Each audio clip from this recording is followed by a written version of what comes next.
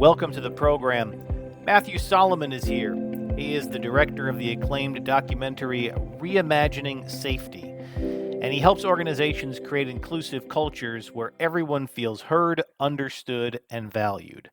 Born in West Hollywood, California, in the melting pot of Los Angeles, having spent 20 plus years in the personal and professional development world, Matthew is adept at leading conflict resolution courses and partnership building programs for thousands of people looking to experience deep and profound connections in their workplace. Unrelated to our topic today, which is public safety, he is also the author of a best selling book, Man School Relating with Women in the Me Too Era, and a topic we may cover in a future conversation. This conversation today, though, with Matthew, and particularly around his film Reimagining Safety, is a difficult subject. It's a difficult topic. And right at the outset of the show, I want to set the table a little bit of why we're doing this conversation and what I hope you'll get out of it. And for those who are politically motivated, this is not the show for you.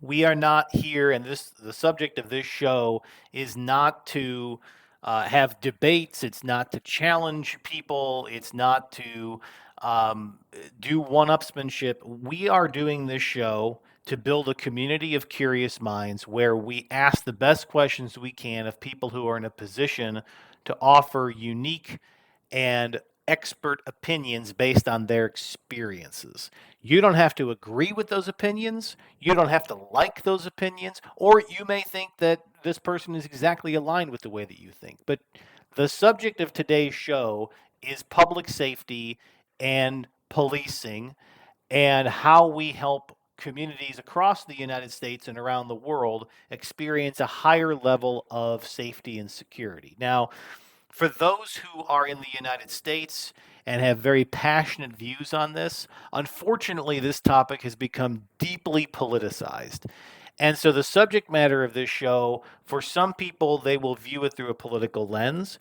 While we did touch on, because it was important to the broader conversation, this is not meant to be a political show. This is not meant to advocate for a point of view or for a political party. It is meant to open a conversation and a dialogue and to hear from a perspective. So I give two advisory notes before we get into the conversation.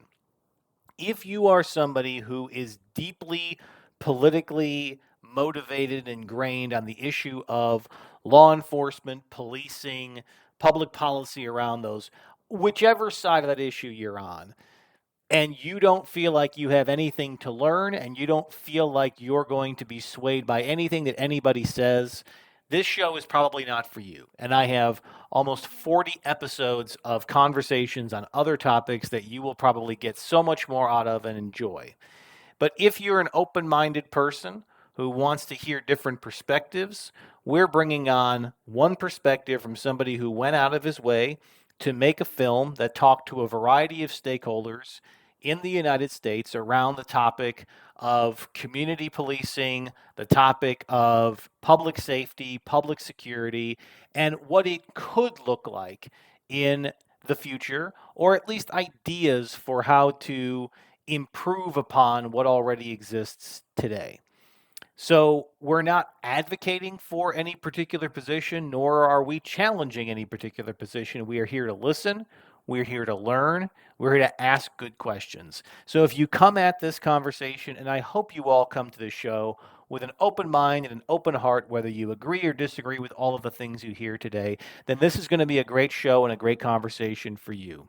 I do think that Matthew offers a unique perspective, which is why we're bringing him on the program, because he took the time to make a documentary that wasn't all about just one side of the topic. He spoke to a variety of people in Los Angeles, in California, from prosecutors and law enforcement to activists to politicians or those aspiring politicians to on the ground activists and everybody in between. So it gives a perspective from a wide variety of people that I think is worthy of your time. And hopefully, this conversation gives you a little bit of a sense of what Matthew learned through that filmmaking process and what he has learned through his own life experiences.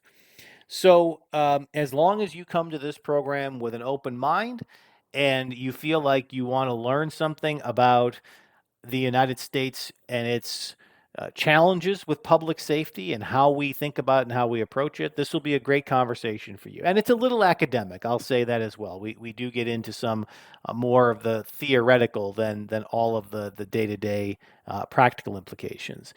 But I know how many people who listen to podcasts are politically motivated one way or the other, and this just isn't the show for you. We don't do that here. We're not trying to get into big debates, and nor are we trying to uh, motivate people through anger or fear or apprehension or any of those things. This is more of a clinical discussion and a hopefully a conversation contributor for those who are open to the discussion. So Matthew was generous with his time, spent almost 45 minutes with us. We covered a lot of ground, and it's my privilege to present that conversation to you now.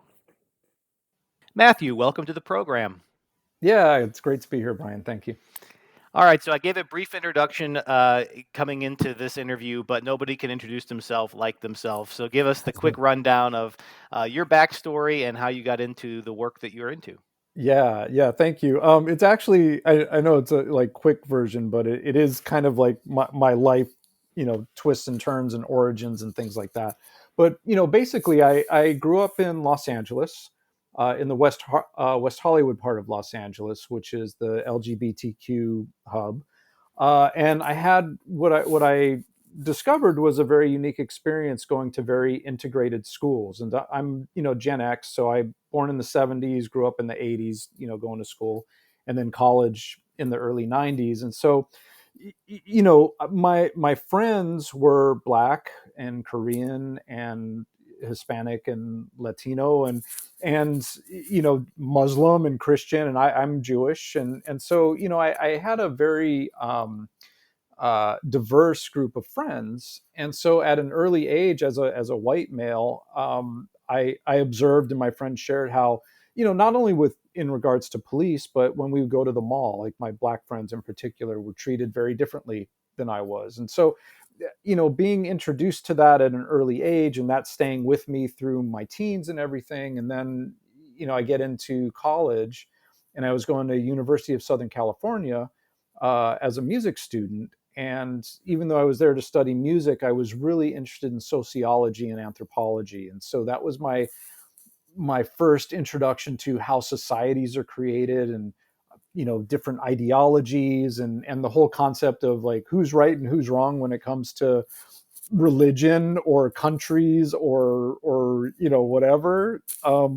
And we were learning about systemic racism at the same time as the Rodney King beating happened. And that video was everywhere. And it was really the first of its kind.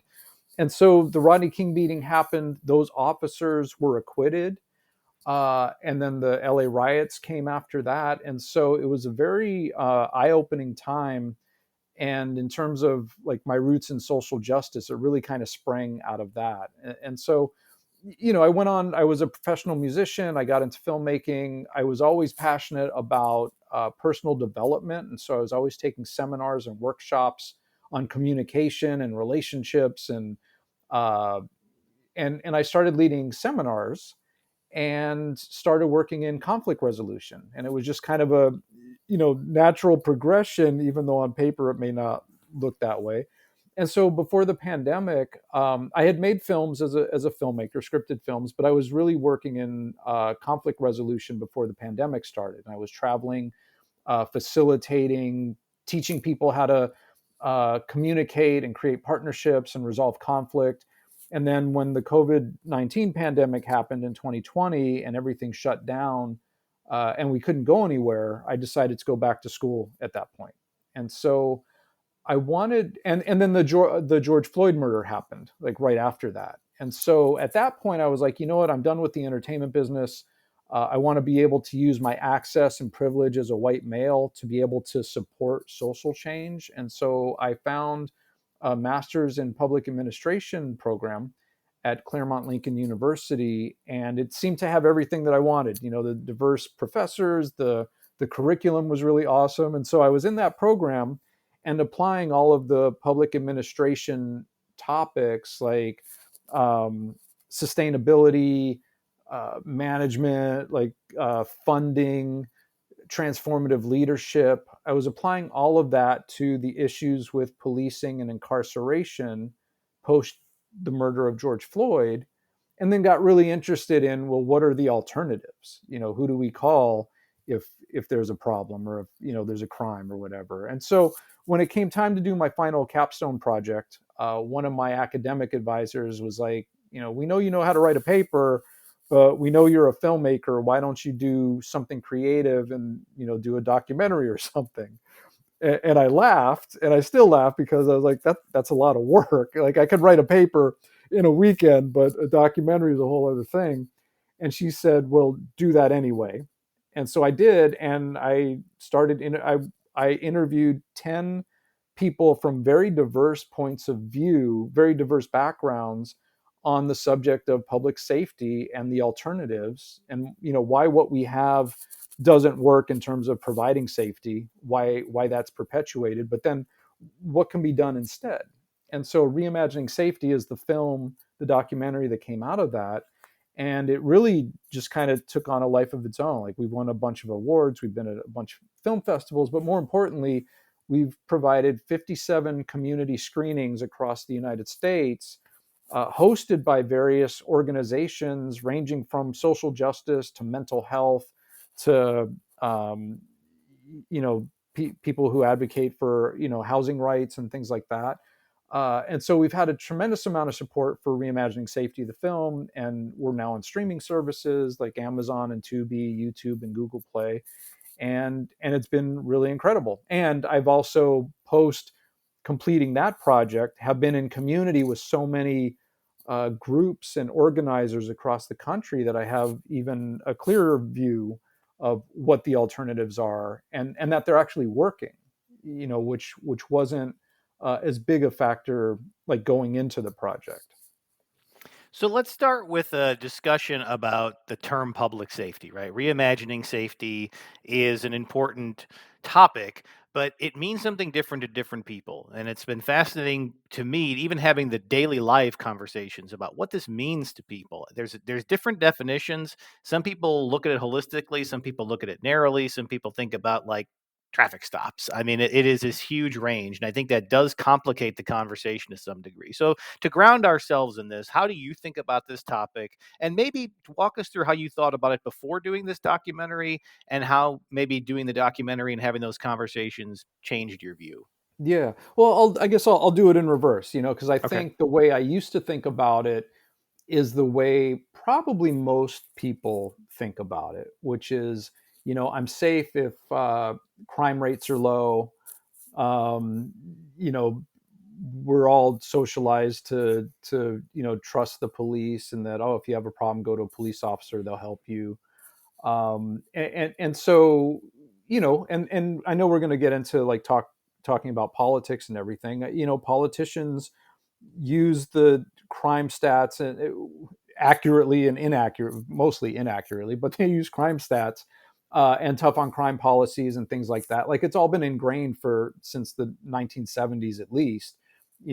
Tough on crime and things like that. So I think most people think about public safety in terms of uh, crime and incarceration and police presence. How I think of public safety now is more holistic, like you were saying, and there have been several studies, and one of them is mentioned in the film from Halifax, Nova Scotia, but there was also one at USC last year. There's one in Denver that I was just talking about, and some others where they interview people in the community about, well, what does public safety mean to you? And it's really about resources. It's about having a roof over your head, having clothes, having food. Um, when all of that is met, crime naturally comes down because most crime comes out of desperation, lack of resources. There's a mental health component, but that's also exacerbated by lack of resources. But things like having libraries and parks and things like that all contribute to public safety. And so it's not just it's not really about crime, because crime, like the definition of what's criminal and what's not and how it's enforced, is always changing. But it's really about how people feel and experience their lives. Like, can you walk out the door and not worry that you're not going to make it home? Do you have a home? Do you have a job? Are you like here I'm in LA, here in LA, the cost of living, like, ever since I was old enough to have an apartment, it's always like, oh, your rent should be a third of your income. And for most people, that's never been the case. Like, it's always been like 50%, at least. So things like that. Sustainability actually is a huge part of public safety for me. Like, being able to uh, live and know that tomorrow and next week and next month, like, things are stable. So that's how I view public safety.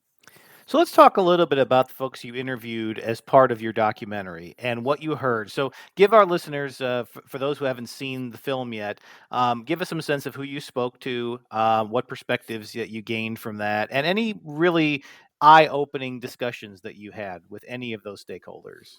Sure, sure. Yeah. So I interviewed 10 people, and because this was an academic project, I really wanted it to be, come from a variety of different perspectives and also citable, reputable sources and things like that. And so, I didn't want it to just be activists, because, people could say, oh, it's just activists, and, and it shuts down the conversation. So, first off, George Gascon, who's the district attorney of LA County, is in the film, and he's known as a progressive prosecutor. And he's been actively working. I mean, he was a cop for 40 years in Los Angeles, and then San Francisco, and then Mesa, Arizona. And so he has a background in law enforcement, but he also has a background in researching the impact of policing and incarceration, and participating in studies regarding the alternatives. So he's in the film. Dr. Jody Armour is a USC law professor, and he's in the film. Nikki Black is a sociologist from Inglewood who, I've known Nikki for probably 5 or 6 years, and we've been in other anti-racism communities together. But so she's a sociologist. Gina Viola ran for mayor of Los Angeles in 2022 on a platform of abolition, and she came in third, which was pretty amazing. And so I was really interested to talk to her about what it was like running for office and going door to door, and what those conversations were like. Jose Gutierrez is a therapist and social worker who works with incarcerated youth, and he's part of Critical Resistance. And so I really wanted the mental health aspect included, and the social work aspect included in the film. Hadia Kennedy is a former LAPD detective. She was with LAPD for 12 years, 11 years, 11 or 12 years, I forget. But she talks about her journey as a cadet to a beat cop to a detective to working in internal affairs. Hawk Newsom is one of the co-founders of Black Lives Matter New York and Black Opportunities, and he's been in. He talks in the film how he was born into activism. And then Dr. L. Jones is a professor in Halifax, Nova Scotia, and she co-authored a 200-page report on what it means to defund the police and fund programs and create public safety. And it started with one of those surveys that we were talking about a minute ago, defining what is safety, what makes people feel safe, and then how do we properly allocate resources to create that. And in Halifax, during the pandemic, they decarcerated 40% of the population that was incarcerated, and there was no crime wave. Like so she talks a lot about that, and how funding and policy uh, doesn't make sense. How things are done, but how it can make sense. And then Senate Devermont is known as Mr. Checkpoint. He's a police auditor, and so he's regularly out filming police stops and interacting with police on camera. and I wanted his perspective as somebody who deals with police all the time. And then lastly, Alex Vitale, who's a really well-known sociologist and policing expert. He's worked with police departments for 30 plus years. He wrote a book called End of Policing, which I was citing in my work. And then he's written some other papers on how the homelessness and the unhoused population are criminalized. And so, that's the spectrum of folks. And it really, when people see the film, their response is like, wow, there's a lot of information, but it's really easy to grasp.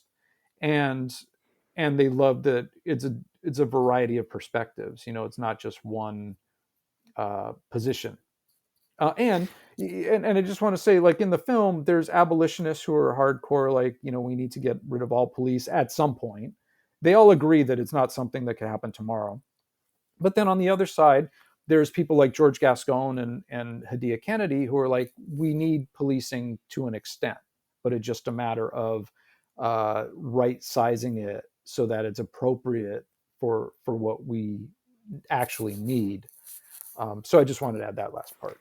Yeah. Was there anything surprising from any of those? Something that you heard in this that you either hadn't heard before, or a perspective that was particularly helpful in adding to this conversation from any of those folks that you just mentioned? Yeah, I mean, everybody. I was really inspired by everybody, honestly. But across the board, the main thing that I really want people to understand is when we're talking about changing the way we do things, um, that it's really about, if we cared about one another, when we care about one another, we do things differently.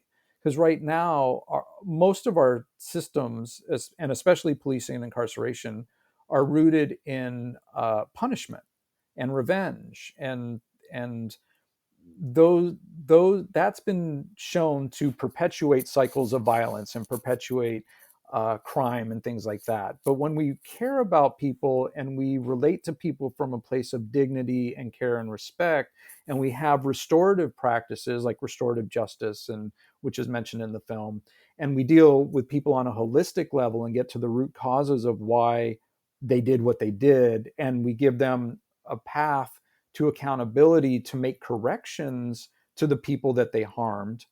Uh, we restore our communities, and this is something I'm getting currently in my study of decolonization and indigenous practices. That holistic approach actually creates more safety, creates more connection and unity, and is healthier mentally, emotionally, and physically for our society. But so that's the main takeaway. Like when we care about each other, we do things differently, and it actually produces safety as a result. So let's talk about one of the things that is relatively unique to the United States. And we do have a big international audience. And I get the question a lot doing this program about the complexities and the unique nature of the US. And certainly one of the things that is unique here is the proliferation of firearms. The fact that whether you are in formal law enforcement, informal law enforcement, or a community member, any scene that you show up to, unlike most of the world, there is a better than 50-50 chance that there may be an active firearm involved. And it immediately raises all the senses. And a lot of law enforcement in the US is trained to assume that there may be a deadly weapon on scene as you are arriving. How much of a complication is that issue on its own? Just the proliferation of, and the fact that there can be a firearm at any scene, at any time, in any home, at any traffic stop. How much is that contributing, do you think, to some of the challenges of reform and being able to increase that sense of community belonging when people really do fear for their lives when they're in what might otherwise be viewed as just sort of a tricky situation, but maybe not a Yeah, dangerous one? yeah. Well, that's a great question, because it, I'll start by saying that when a uniformed officer shows up to a scene, the likelihood for violence from that armed officer showing up increases like by between 6 and 8%. So just having an armed uniformed officer showing up increases the likelihood for violence, regardless of if there was the the person they're responding to has a gun or a weapon or not.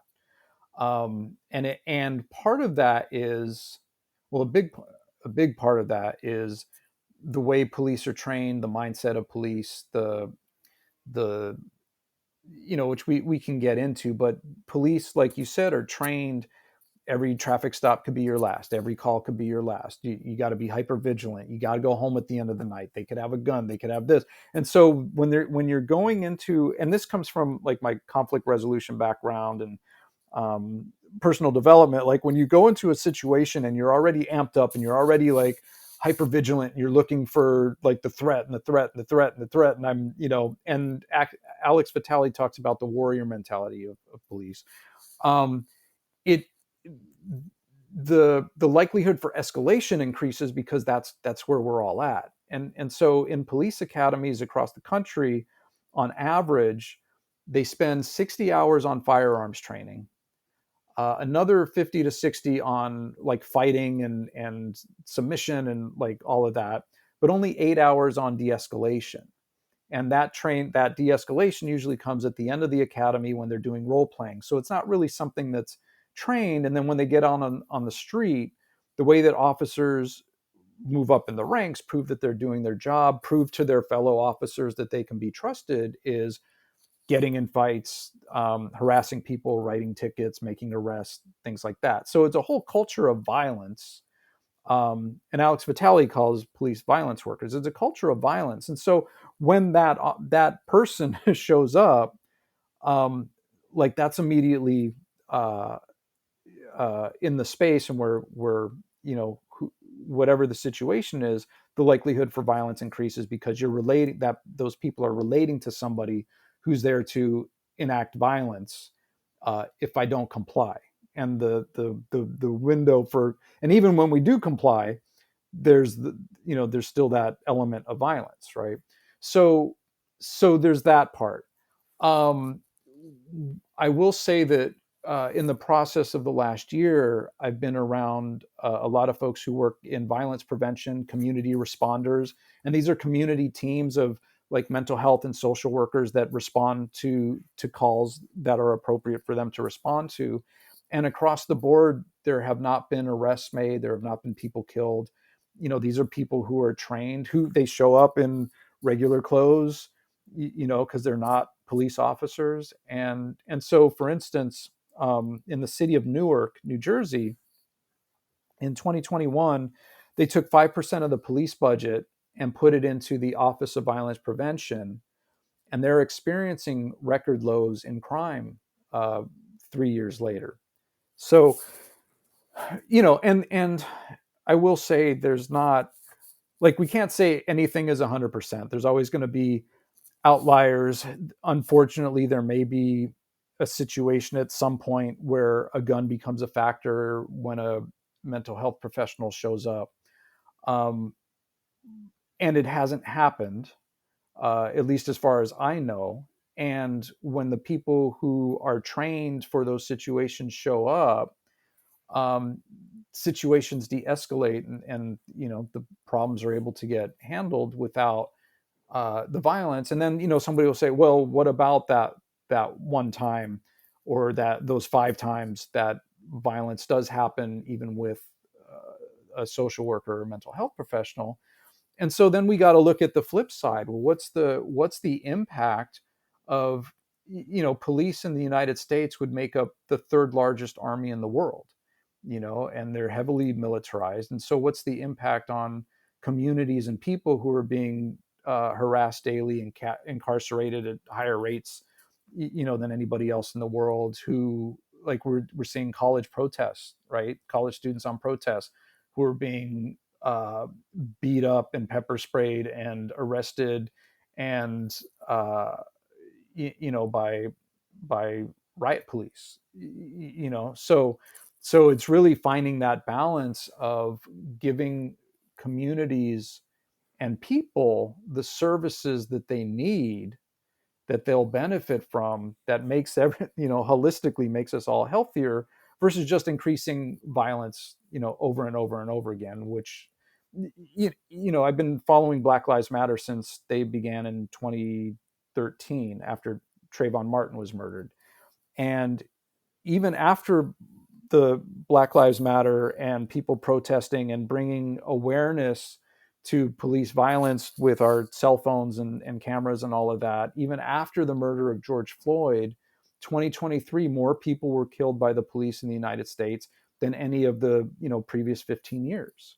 And you can watch the line go up and police budgets go up. And so we have to really be real about where we're spending our resources and our money, and what are the outcomes that's producing, and what is it that we really want, and do we really care about each other and want safety and protection and people to have their needs met. So, one of the things I think that people note about the United States as well is that our politics tend to have big pendulum swings from one direction to another. We go through moments and periods of reform, and then we go through moments and periods of what we call in the US a tough on crime mentality, where a lot of elected officials get elected off of a message of more arrests, more police, more funding, tough laws, new laws. And there are these swings, and there very rarely are moments in the US where there's some sort of a middle compromise ground. It definitely feels like we're in an era where compromise is a four-letter word that doesn't seem to be part of our Sure. daily politics. Yeah. So, how the folks that you spoke to for this documentary, but also yourself, who's somebody in this space, how do you think about that in terms of long-term solutions where there might be communities that are more ripe for experimentation? I think you mentioned Newark. I think in your work, Eugene, Oregon is another example. But then we also have a big, vast country, and there are some communities that are going in the opposite direction. Maybe because they have seen some trends, whether it's crime trends or whether it is something happening unique to their community where they want a different approach. Do you think that we really can approach this nationally in a country as large as the US, or do you think that ultimately you have to try and experiment in the places that are most open to it, start there, and then success will breed success? I'm curious how you think about these wild dynamics that we have in such a big, diverse country. Sure. Well, I think I think the big, we're so inundated with well, I'm going to say propaganda or propaganda, whether it's TV or movies or the news media that bombards us with the tough on crime thing and the crime waves, and we have to, you know, police make us safe and things like that. And so I think that building the alternatives and using those to show that this works is really important, because most people aren't aware of that.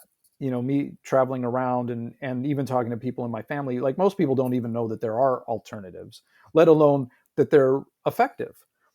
So I do think we got to, continue to do that where we can, and then demonstrate that see, this works and it's actually better and it produces, better results.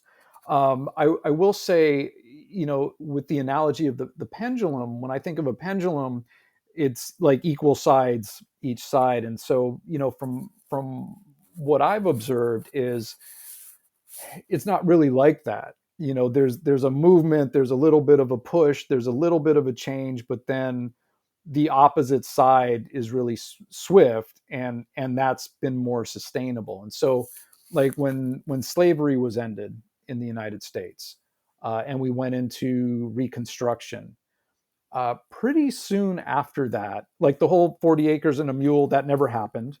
um, uh, After, Reconstruction started, and then we had the Jim Crow era, which was a massive pushback against, like, black people, freed slaves, being equal and able to have property and all of that. We had housing policies that redlining, discriminatory housing policies, things like that. Even fast forwarding to the civil rights era, right? In the 60s, 70 something percent, 75% of the country looked at Martin Luther King Jr. and the civil rights movement unfavorably. And so even though there were like voting rights bills, the voting rights bill passed, and some other things, we went right into the tough on crime and the drug war, and criminalization of Black people and poor people, and Latinx and Hispanic people, and all of that. And so we saw that also with after George Floyd was murdered, right? All these calls to defund the police and make changes. And in Minneapolis, they had a ballot measure to close the police department and open an office of public safety, which got, I forget, I think it was like 40% of the vote, which was pretty incredible. But pretty swiftly after that, it went back to business as usual. And then Dante Wright was murdered, by that same, in that same place. And so I think that there are calls and pushes for reforms, and they get a lot of support, but the structure and the systems that are in place, and the politicians and the stakeholders and the elites, and we could also tie this to capitalism and all of that, because I mean that's, it all factors in, like who's making money and who's profiting. Like the pushback is so heavy. Like after George Floyd and the calls for defund the police, um,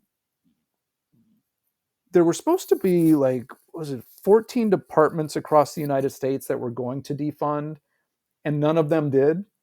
And like Newark is an example where they only took 5% of the budget, and there's like small examples here and there of some minor changes that have been made.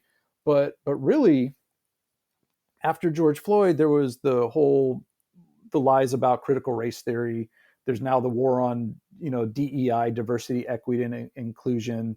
The like the whole woke war on woke, like that's all pushback to the protest following George Floyd. There's 69 cop cities that are being built or have been built across the United States since George Floyd was murdered. And these are, urban training centers. And what's the purpose of that? It's so that, officers can get training on how to suppress protests and things like that, which we're seeing on college campuses. After the uprisings in the streets in 2020, now we're seeing an even more militarized police force. And there's all these different tactics that they use. Um, you know, so when we talk about the pendulum, it's not like an even pendulum. It's okay, we're starting to get some progress, and then here comes the big wave of resistance and opposition, which shuts down a lot of it. And that's important to note and incredibly frustrating. So let's talk about the role of mental health care in the US particularly, and of social services that are sometimes provided through municipalities, sometimes through nonprofits, sometimes through church groups or others. One of the things that we hear a lot, even from law enforcement, is, hey, look, we're getting called to scenes that we know we're not the right person to be called to this. We don't have this background and training. And even if we did, the role of our department is not to be the healthcare system. We're being asked to do something that we were never trained to do. We don't have an extensive background in, and at the end of the day, when we do call for that support, it's not there. There's a lack of staffing, a lack of funding, a lack of resources. So I'm curious, as you talk to the folks in your documentary and all of your other work throughout consulting, what do you think needs to be done to begin to address what is probably one of the biggest unaddressed public safety issues in the US, which is a total lack of personnel, funding, and support for systemic mental health care resources as well as basic social services? And so much of this then gets dumped on our schools and dumped on our police departments to try to figure out. Is anybody doing this well? Are there models out there? Maybe there's international examples that you can hold up, so that we have some sense of what good looks like. Right. Well, I mean, the examples are the community responders and the violence prevention organizations that are in various cities. So in Newark, there's One Hood and Equal Justice. In Sacramento, California, there's I forget the name of it, but like Decarcerate Sacramento and APTP, Anti Police Terror Project. Like they have members that volunteer to be on these teams. You mentioned Cahoots before. There's the STAR program in Denver. Those are the people that are out there doing it. The what you brought up funding, and so the main thing is And so like when I was looking, investigating what are the alternatives, and I was working on my coursework, and I was reading abolition writings of abolitionists, and like what does defund the police mean. Mariame Kaba, who's a well-known abolitionist and writer, I was reading one of her books, and she talks about abolition is a long-term project, and it's a process of making police obsolete. So the part of the process is we start to fund those programs and hire the people that we need to provide the services that we need. And as a result, crime comes down, and then we're not relying on police so much. And so, what she talks about in her book, "We Do This Till We Free Us," is cutting the police budget by 50% and putting that 50% into mental health, housing, uh, those types of resources. And so, it really is about funding and resources. And so, like in LA, between LAPD and the LA County Sheriff's Department, we're spending over $7 billion with a B, $7 billion a year just on those two agencies. And LA County, there's a lot of other independent municipalities that have their own smaller police departments, but just those two agencies is $7 billion over that. And so if we cut that in half, or even cut that down to like three quarters, took a quarter of that and put that into hiring and training and having mental health professionals and social workers and things like that, we would have those resources. It's also important to note that social workers and mental health are still in ways tied to the carceral system and the mindset of policing, because when there's something that has to be reported, who do they report to? They report to the police. And so the other part which came out of the film, which I wasn't expecting, and I didn't mention this before, is that a couple people in the film talk about how we also have to do our own internal work and recognize that how we've been programmed as individuals and a society for uh, revenge and punishment and things like that, and policing each other, right? Instead of looking at each other from, well, what does my neighbor need, or how can I support my community, or what is it that I need, and what support do I need, and how do I ask for that and get that, instead of us being very individualized and closed off from one another. And so there's I guess that's another thing that makes this tricky, is that there's a lot of work to do, you know, and it's whether or not we're going to commit to it. And if we don't commit to it, the violence is going to perpetuate. It's always going to increase, and you, it will affect all of us at one point or another. There's those who say that here in the US and around the world, that the general mental health of the population has deteriorated since COVID. That just going through that trauma collectively and everything that went with it, a lot more people came out of that with challenges and issues that are going unaddressed. Have you observe that in your work and in those that you're talking to? Do you think that is a phenomenon? And if it is, how much more challenging do you think that's going to make all of the reforms that you're talking about, as well as just the conversation around how our governments, as well as how our communities address what feels like a community that's in ever more need? Yeah, that's a great point. One of the things that occurred to me during COVID, when we were all sheltering in place and couldn't go anywhere, and then what happened once people started going out, you would see videos from like the supermarket of, if somebody was wearing a mask, and then somebody who was anti-mask would like scream in their face, and there were people getting in fights, um, and just the level of anxiety and aggravation and violence. Like we forgot in I mean, how long were we locked down for? It wasn't even a year, right? It was 6 months or so, maybe more. I forget. But in that time, we forgot how to relate to each other. And for me, like doing this work, it was like, okay, well, imagine us being locked in a tiny cell where everything's regulated. You can't walk here, can't go there. You can only eat this, can't eat that. Like, for people who are incarcerated for months and years, like imagine the impact on them psychologically and emotionally, right? And so for me that was eye opening, because it was like, yeah, for us it was like 6 months. We were still in our homes, we still had TV and whatever, and we became more agitated and violent and couldn't relate to each other. So speak. And then, I have kids, and a lot of the parents that I know, like our kids had 2 years without socialization, because the schools, at least here in LA, for 2 years were all virtual. Like the first year was all virtual. Second year, uh, some of the schools had, like you could choose whether you wanted to go in person or not.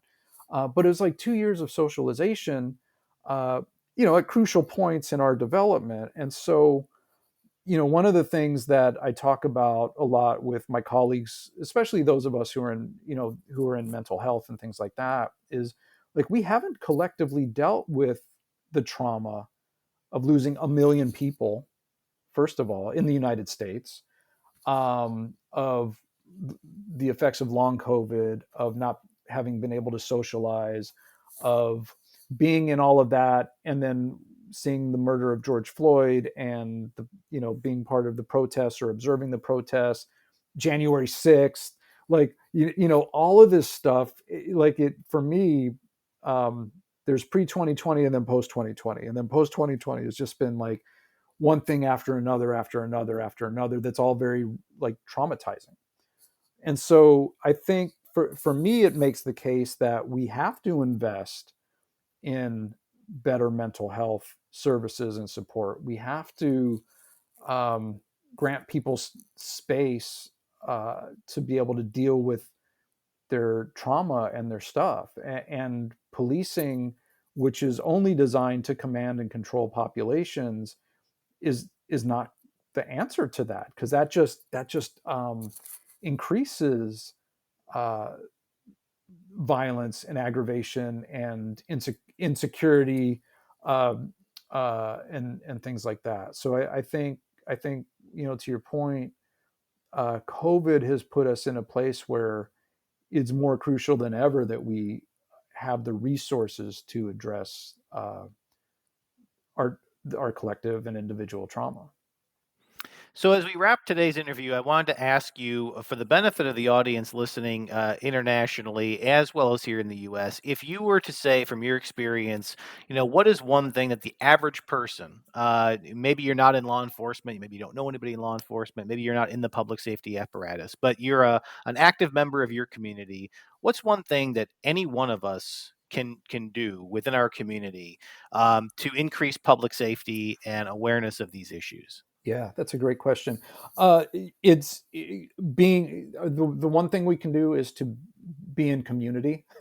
And so, for me, like when I'm traveling around and people ask me that, I'm like, well, search for like what's something that you're passionate about. It might be social justice, might be housing, might be mental health, might be yoga or tai chi or qigong, or something, and get in a community with people. Like Google it, find out who's doing what where. There's somebody in LA here started a hiking meetup, and it's grown like it's grown massively. So people get together and hike together.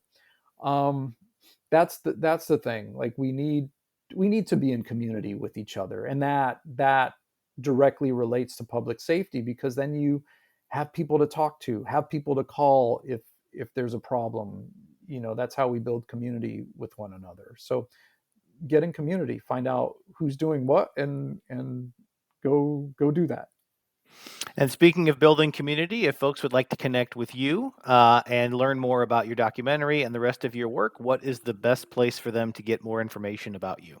Yeah, thank you. So the website for the film is the best place, reimaginingsafetymovie.com.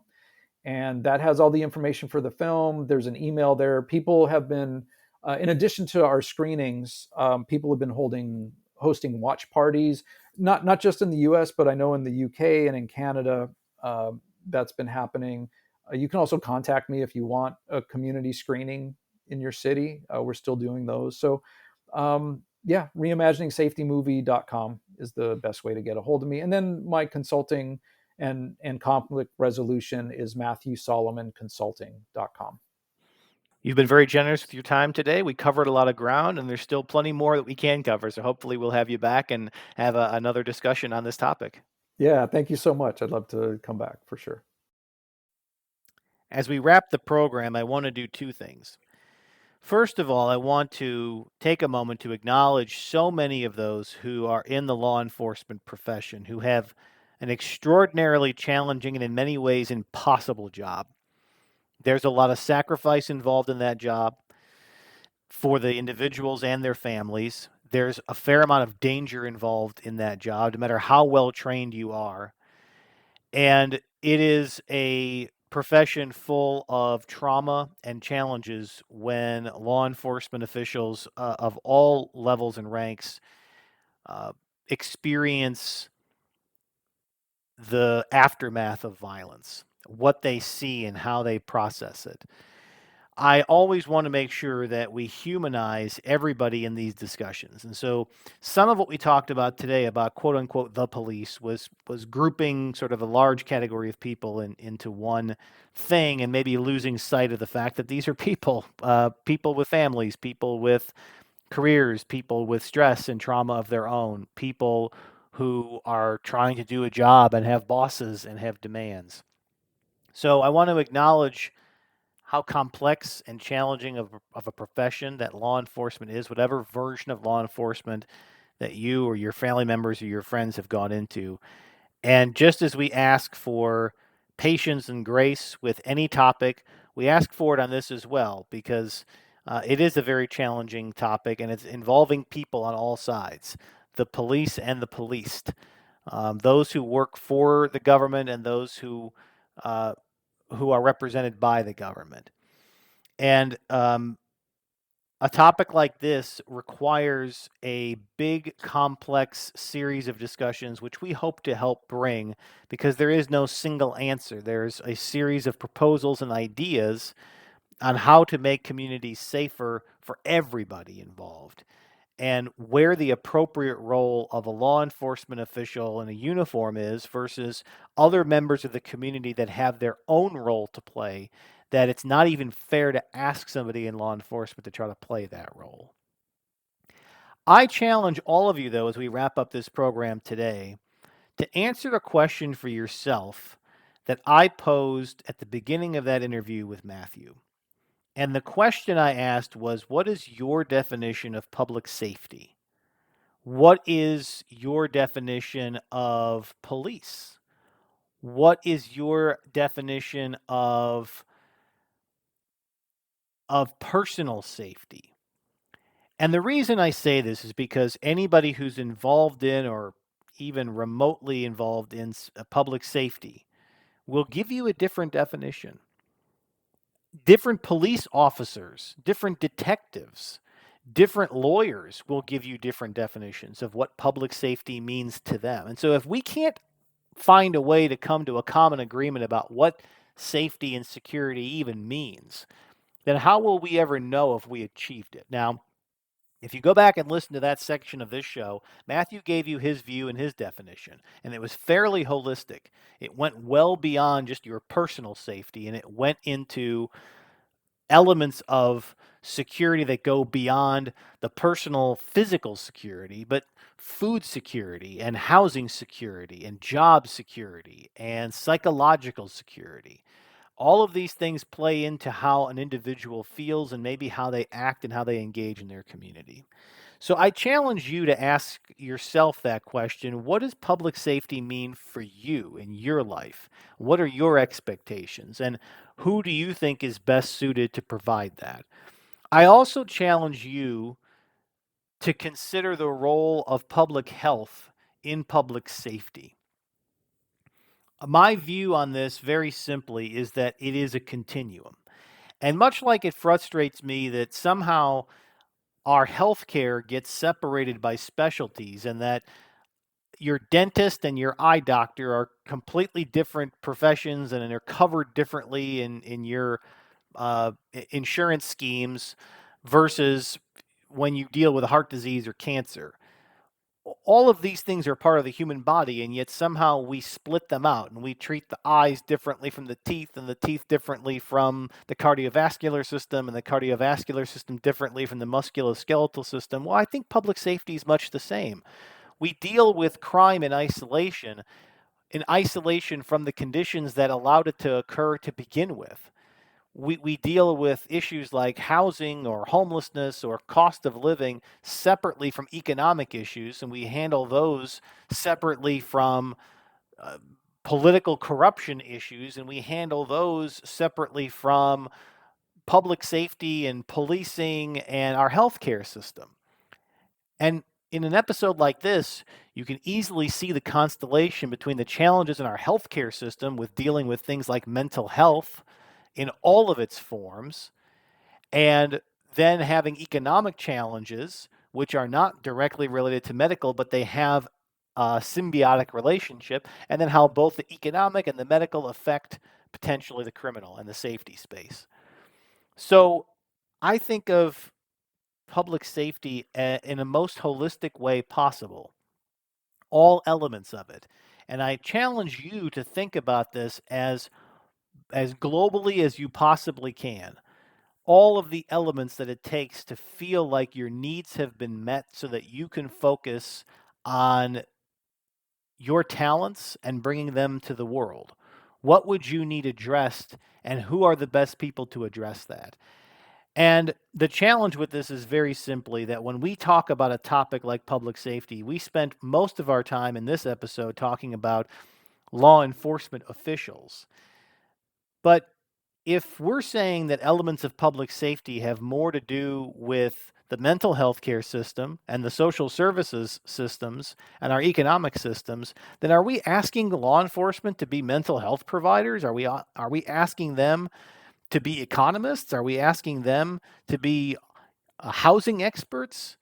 How much can you ask one person or one profession to be and to do? We have to be able to address things as a community with all those different groups working together, and not just looking at things through their specialty, but looking at them around how it helps the entirety of the individual. And I think where you see the most prosperity, where you see the least crime, are definitely the places where people feel like they have the most access to the services that they believe that they need so that they can focus on whatever their personal talents and professions are. I don't have all the magic answers for how to get there, and I wouldn't propose to have them. But what I would offer to you as you think about this definition is that how you're thinking about it? Because the narrower we define it, the narrower we will demand answers and solutions from those who represent us. And that will set up incentives for them only to try to deal with narrow solutions without dealing with the larger root problem. Give it some thought. I'd love to hear from you. And I think this is a great conversation starter and a place that curious minds can have differing perspectives, but we can all learn something from each other. I invite you to leave me comments on the YouTube video version of this. Comments are turned on there. I would love to hear from you. Send me an email. Info at brianjmatos.com is a great way to do that. And I invite you all to share this with your friends, your families, your colleagues, and to have it as a conversation starter for them as well. You can find my program on YouTube. Just look for my channel, Brian J. Matos Podcast. I'm available on all of your favorite podcast platforms, including Spotify and iHeartRadio, the Odyssey app, and you can find me on Libsyn as well, and really anywhere you get your podcasts, including Apple Podcasts. And you can always find me on my website, brianjmatos.com. We post full episodes, show notes, and clips from past programs. All that's available on that website, brianjmatos.com.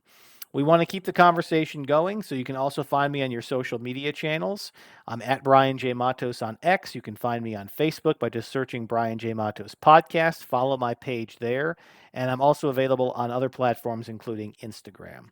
Thank you all for listening to this program. We have many more versions of this topic to cover, and we have a lot of other great, exciting guests coming up in the months and weeks to come. So stick with us. Thank you all for listening, and I again encourage you all to remain and stay curious.